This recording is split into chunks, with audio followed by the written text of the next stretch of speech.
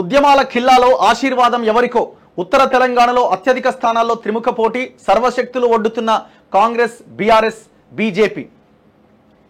So ఇక్కడ ఏ నియోజకవర్గాలు? మహబాద్, పెద్దపల్లి, మహబాద్, పెద్దపల్లి, వరంగల్, కరీంనగర్, జహీరాబాద్, నిజామాబాద్, ఆదిలాబాద్. సో ఇక్కడ వెరీ క్లియర్గా ఆదిలాబాద్లో బీజేపీ గెలవడానికి అవకాశాలు ఉన్నాయి, నిజామాబాద్లో బీజేపీ గెలవడానికి అవకాశాలు ఉన్నాయి, కరీంనగర్లో బీజేపీ గెలవడానికి అవకాశాలు ఉన్నాయి, జహీరాబాద్లో కూడా BJP versus Congress tough fight నడుస్తూ ఉన్నది. కొంత ఎడ్జ్ బీబీ పార్టీలు ఉన్నట్టుగా అంటున్నారు కానీ చెప్పలేం. పెద్దపల్లి కాంగ్రెస్ గెలవడానికి అవకాశాలు ఉన్నాయి, మహబాద్లో కాంగ్రెస్ గెలవడానికి అవకాశాలు ఉన్నాయి, బలరాం నాయక్. వరంగల్లో నువ్వా నేనా అన్నట్టు పోటీ ఉన్న ఒక 2 to 3%తో కాంగ్రెస్ బయటపడే అవకాశాలు కనబడతా ఉన్నాయి. చూడాలి, మరి చెప్పలేము, ఎందుకంటే లాస్ట్ మినిట్లో ఏమైనా జరగవచ్చు. ఈ 2 రోజులు చాలా కీలకమైన విషయం. 200, 300 ఇట్లా డబ్బులు పంచుతున్నట్టున్నారు చాలామంది అభ్యర్థులు. సో ఈ ఉత్తర తెలంగాణలో సగం సగం పంచుకునే అవకాశాలు కనిపిస్తున్నాయి. పెద్దపల్లి, మహబాద్ అయితే కాంగ్రెస్ ఖాతాలోకి పోతాయి, వరంగల్ కూడా పోయే అవకాశం ఉంది. కరీంనగర్, నిజామాబాద్, ఆదిలాబాద్ మాత్రం బీజేపీ నిలుపుకునే అవకాశాలే కనబడతా ఉన్నాయి. జహీరాబాద్లో టఫ్ ఫైట్ కనబడతా ఉన్నది. సో ఈ పరిస్థితుల్లో ఏం జరుగుద్ది అన్నది చూడాలి. చాలా కీలకమైనటువంటి ప్రాంతాలుగా కనబడతా ఉన్నాయి. నెక్స్ట్ గ్రేటర్ విషయానికి వస్తే గ్రేటర్లో హోరాహోరీ కనిపిస్తున్నది. 3 నియోజకవర్గాలు, మొత్తం 4 ఉన్నాయి. ఇక్కడ చేవెళ్ళ ఒక పార్ట్ కనిపిస్తోంది, మల్కాజ్గిరి ఉంది, సికింద్రాబాద్ అండ్ హైదరాబాద్.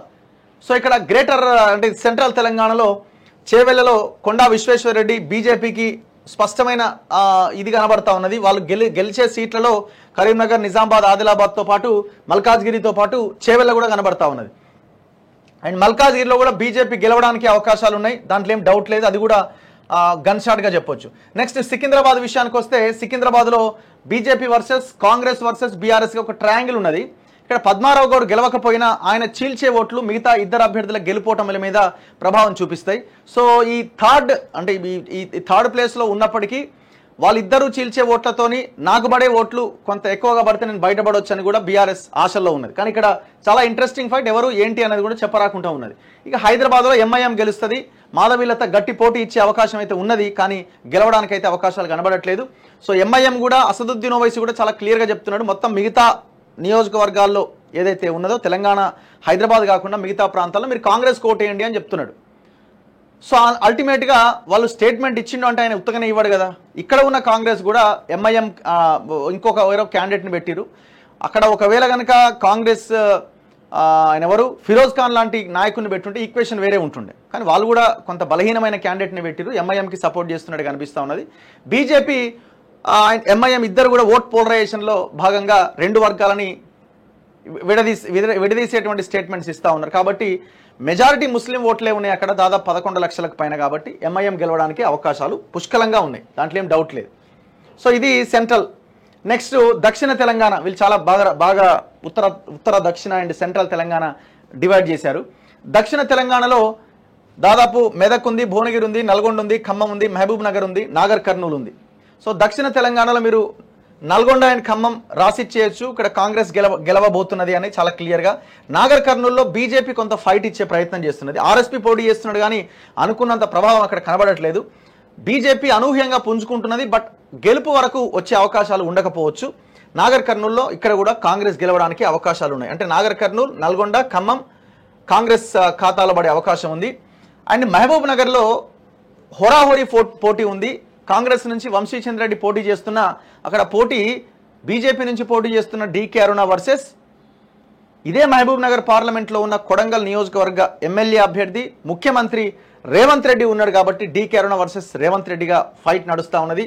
చాలా ప్రతిష్టాత్మకంగా ఎన్నికని ఇరు పార్టీలు తీసుకున్నాయి.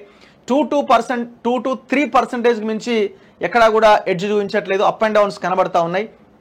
ఈ 2 రోజుల పోల్ మేనేజ్మెంట్ని బట్టి ఈ మహబూబ్ నగర్లో ఎవరు గెలవబోతున్నారన్నది చూడాలి.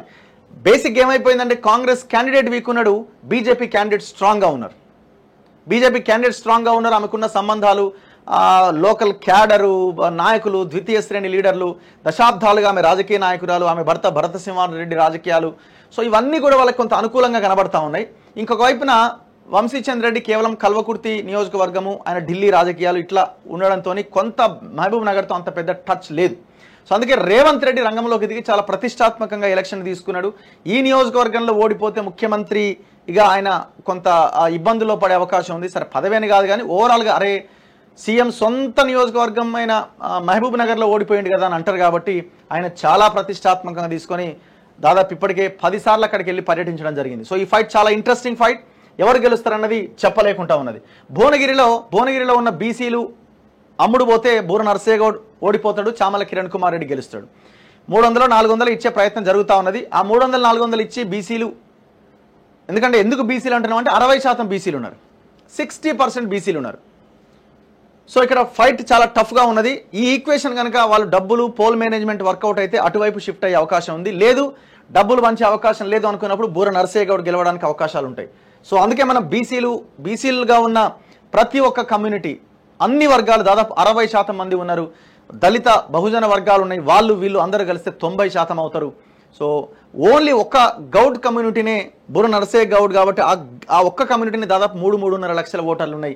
వీళ్ళందరూ ఏకమవ్వాలి, మిగతా వర్గాలను ఏకమైతే బూర ఈజీగా బయటపడతాడు భారీ మెజారిటీతో. సో చూడాలి ఫైట్ ఎట్లా ఉంటుంది అన్నది.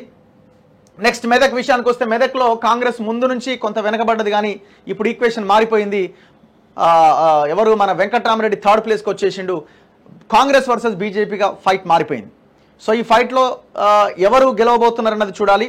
నీలం మధు మేజర్గా ముదిరాజు ఓట్ల మీద ఆయన ఫోకస్ చేసిండు, బీసీల ఓట్ల మీద ఫోకస్ చేసిండు. దాదాపు 3-4 లక్షల ఓట్లు వాళ్ళ ఉన్నాయి, చాలా కీలకం కాబోతున్నాయి. మెదక్లో 2 నియోజకవర్గాలు, సిద్దిపేట అండ్ గజ్వేల్. కేసీఆర్ గజ్వేల్లో ఎమ్మెల్యేగా ఉన్నాడు, సిద్దిపేటలో హరీష్ రావు ఎమ్మెల్యేగా ఉన్నాడు. సో ఈ 2 నియోజకవర్గాల్లో ఈ ముంపు గ్రామాల బాధితులు ఎవరైతే ఉన్నారో వెంకట్రామరెడ్డికి ఒక 10-20 ఓట్లు కూడా రావు. ఆ ప్రాంతాల్లో 1000 ఓట్లు ఉన్నాయి అక్కడ. కానీ మిగతా ఏరియాలో కొంత బీఆర్ఎస్కి అడ్వాంటేజ్ ఉండొచ్చు, హరీష్ ఇన్ఫ్లుయెన్స్ కావచ్చు, కేసీఆర్ ఇన్ఫ్లుయెన్స్ కావచ్చు.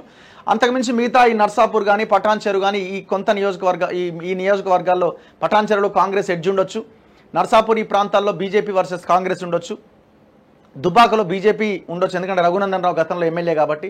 ఇట్లా ఫైట్ చాలా ఇంట్రెస్టింగ్గా కనిపిస్తున్నది. ఇక్కడ కాంగ్రెస్ వర్సెస్ బీజేపీగా ఫైట్ ఉన్నది. ఈ ఫైట్లో ఎవరు గెలుస్తారన్నది చూడాలి.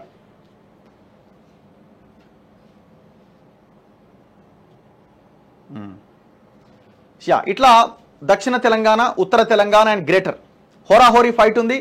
ఈ హోరాహోరీ ఫైట్లో మనం ఇక్కడ పక్కాగా గెలిచే సీట్లు చూడండి. ఇంతకుముందు నేను చెప్పినట్టు కాంగ్రెస్ అండ్ బీజేపీకి వీళ్ళకొక 3, వీళ్ళకొక 3-4 అట్లా ఉన్నది.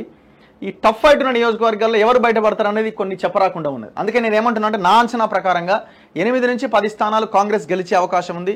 8 రావచ్చు, 9 రావచ్చు, 10 రావచ్చు. బీజేపీ 6 నుంచి 8 స్థానాలు గెలిచే అవకాశం ఉంది. 6, 7 లేదా 8 ఏదైనా కావచ్చు. ఒకవేళ వేవ్ గట్టిగా ఉండి కొట్టగలిగితే ఇంకొక 6 + 2 8 స్థానాలు వచ్చే అవకాశం ఉంది. కాంగ్రెస్ 7-8 స్థానాలు పక్కాగా గెలవబోతున్నది. సో 8 + 2 ఒకవేళ వాళ్ళ పోల్ మేనేజ్మెంట్ ఇవన్నీ కనుక వర్కౌట్ అయితే 8 నుంచి 10 గెలిచే అవకాశం ఉంది. చూద్దాం ఏం జరుగుతుంది అన్నది. ఎనీవే